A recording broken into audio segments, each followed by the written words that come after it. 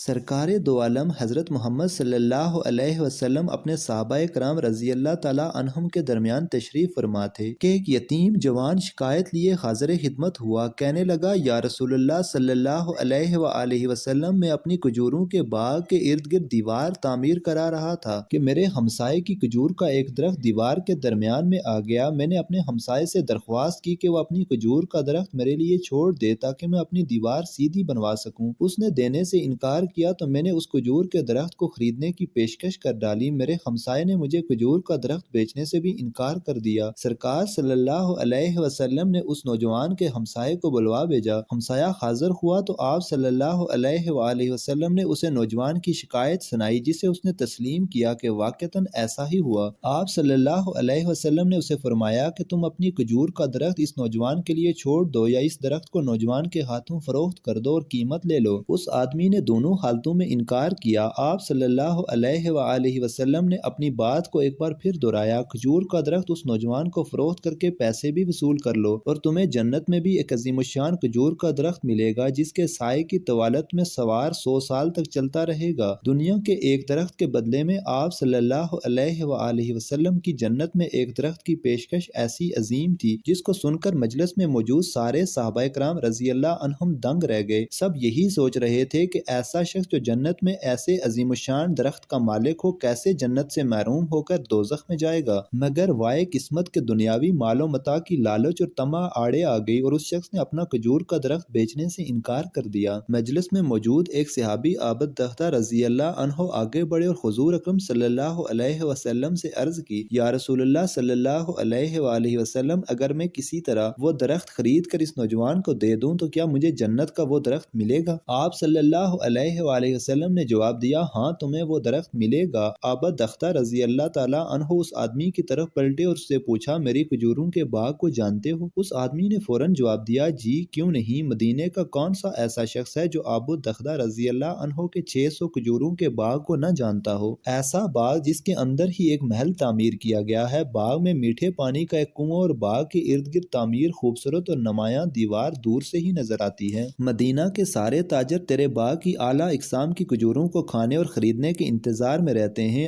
عابد دختہ رضی اللہ تعالیٰ عنہ نے اس شخص کی بات کو مکمل ہونے پر کہا، تو پھر کیا تم اپنے اس کھجور کے ایک درخت کو میرے سارے باغ، محل، کنویں اور اس خوبصورت دیوار کے بدلے میں فروخت کرتے ہو؟ اس شخص نے غیر یقینی سے سرکار دو عالم صلی اللہ علیہ وآلہ وسلم کی طرف دیکھا کہ کیا عقل مانتی ہے کہ ایک کھجور کے درخت کے بدلے میں اسے عابد دختہ رضی اللہ عنہ کے 600 کھجوروں کے باغ کا قبضہ بھی مل پائے گا کہ نہیں؟ معاملہ تو ہر لحاظ سے فائدہ مند نظر آ رہا تھا۔ حضور پاک صلی اللہ علیہ وآلہ وسلم اور مجلس میں موجود صحابہ کرام رضی اللہ عنہم نے گواہی دی اور معاملہ طے پا گیا۔ عابد دختہ رضی اللہ عنہ نے خوشی سے حضور اکرم صلی اللہ علیہ وسلم کو دیکھا اور سوال کیا، یا رسول اللہ صلی اللہ علیہ وسلم، جنت میں میرا ایک کھجور کا درخت پکا ہو گیا نا؟ آپ صلی اللہ علیہ وآلہ وسلم نے فرمایا، نہیں۔ عابد دختہ رضی اللہ عنہ سرکار صلی اللہ علیہ وسلم کے جواب سے حیرت زدہ ہو گئے۔ آپ صلی اللہ علیہ وسلم نے اپنی بات کو مکمل کرتے ہوئے جو کچھ فرمایا اس کا مفہوم یوں بنتا ہے کہ اللہ رب العزت نے جنت میں ایک درخت محض ایک درخت کے بدلے میں دینا تھا، تم نے تو اپنا پورا باغ ہی دے دیا۔ اللہ رب العزت جود و کرم میں بے مثال ہے، انہوں نے تجھے جنت میں کھجوروں کے اتنے باغات عطا کیے ہیں کثرت کی بنا پر جن کے درختوں کی گنتی بھی نہیں کی جا سکتی۔ عابد دختہ رضی اللہ عنہ میں تجھے پھل سے لدے ہوئے ان درختوں کی کس قدر تعریف بیان کروں؟ آپ صلی اللہ علیہ وسلم اپنی اس بات کو اس قدر دہراتے رہے کہ محفل میں موجود ہر شخص یہ حسرت کرنے لگا، اے کاش وہ عابد دختہ ہوتا۔ عابد دختہ رضی اللہ تعالیٰ عنہ وہاں سے اٹھ کر جب اپنے گھر کو لوٹے تو خوشی کو چھپا نہ پا رہے تھے۔ گھر کے باہر سے ہی اپنی بیوی کو آواز دی کہ میں نے 4 دیواری سمیت یہ باغ، محل اور کنواں بیچ دیا ہے۔ بیوی اپنے خاوند کی کاروباری خوبیوں اور صلاحیتوں کو اچھی طرح جانتی تھی۔ اس نے اپنے خاوند سے پوچھا، عابد دختہ کتنے میں بیچا ہے یہ سب کچھ؟ عابد دختہ رضی اللہ عنہ نے اپنی بیوی سے کہا، میں نے یہاں کا ایک درخت جنت میں لگے ایسے ایک درخت کے بدلے میں بیچا ہے جس کے سائے میں سوار 100 سال تک چلتا رہے۔ عابد دختہ رضی اللہ عنہ کی بیوی نے خوشی سے چلاتے ہوئے کہا، عابد دختہ تو نے منافع کا سودا کیا ہے، عابد دختہ تو نے منافع کا سودا کیا ہے۔